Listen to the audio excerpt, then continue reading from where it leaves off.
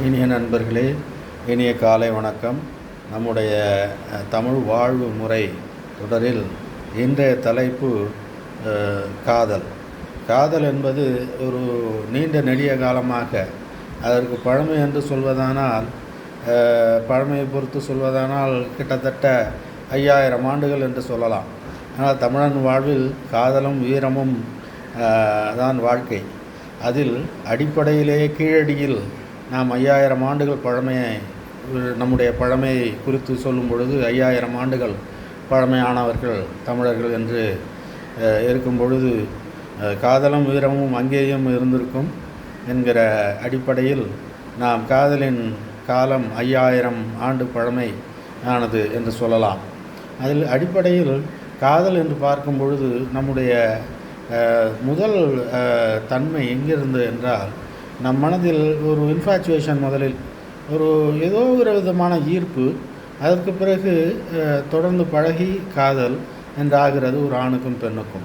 அதில் அடிப்படையில் நம்முடைய ஹார்மோன்ஸ், உடல் உறுப்பு செயல்பாடுகள், அதில் நம்முடைய ஹார்மோன்ஸ் உண்மையாகவே சீராக இருக்கிறது என்பதின் நல்ல வெளிப்பாடு தான் காதல் என்று ஓரளவுக்கு அறிவியல் பூர்வமாக சொல்ல இயலும்.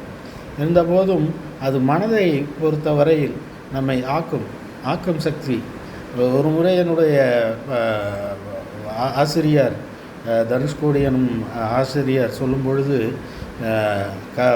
சும்மாவே ஒரு பையன் தெரிஞ்சுக்கிட்டு இருந்தான், யாருக்கும் உருப்படாமல், தனக்கும் உருப்படாமல், மற்றவங்களுக்கும் உருப்படாமல்.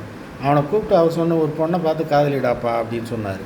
ஏன்னாக்கா வாழ்க்கையில் ஒரு ஈர்ப்பை ஏற்படுத்துவது காதல் என்று ஒன்று இருக்கிறது. அந்த படிக்காக நாம் சொல்ல இயலும். அதே சமயத்தில் காதல் தோல்வி என்று எடுத்துக்கொண்டால் அது வீழ்த்திவிடும் என்கிறது ஒரு ஒரு ஒரு ஒரு விதத்தில் அது ஆழ்ந்த காதல் தோல்வியில் முடியும் பொழுது ஒருதலை பட்சமாகவோ அல்லது எப்படியோ வீழ்ச்சியில் முடியும் பொழுது அதிலிருந்து மீண்டெழ இயலாத வழி இருக்கிறது.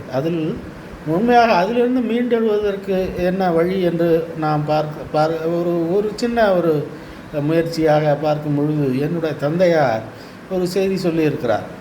யாராவது ஒரு நபர் நம்முடைய இருந்து கொண்டு ஏதோ ஒரு சின்ன மாற்றத்தில் நம்மை விட்டு பிரிந்து விடுகிறார் என்றால் அவரை எப்படி கருத வேண்டும் என்றால், ஒரு குருவி அல்லது ஒரு காக்கை ஒரு கிளைகள் உட்கார்கிறது.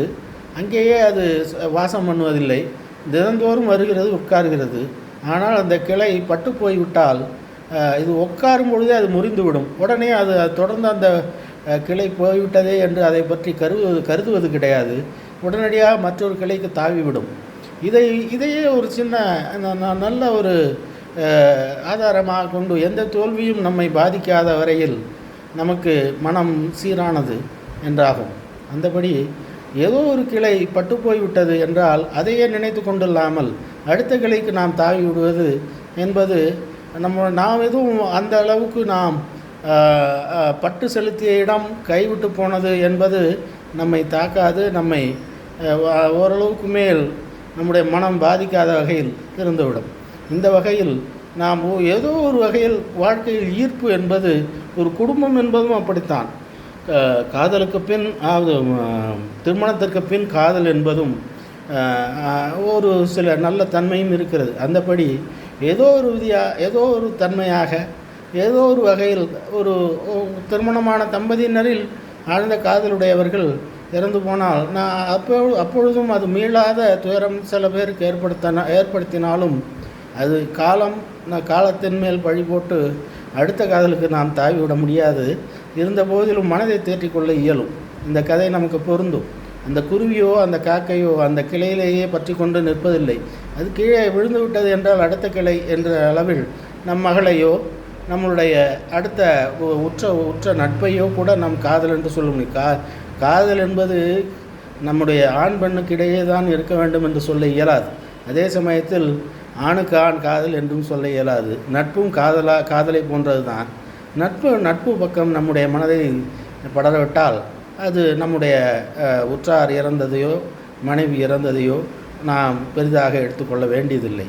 அந்த வகையில் நமக்கு உற்சாகம் தரும், நம்முடைய மனதையும் உடலையும் ஆரோக்கியமாகவும் நம்முடைய முன்னேற்ற பாதைக்கு வெற்றி பாதைக்கு உற்ற துணையாகவும் இருக்கக்கூடியது காதல் என்பது தெளிவு.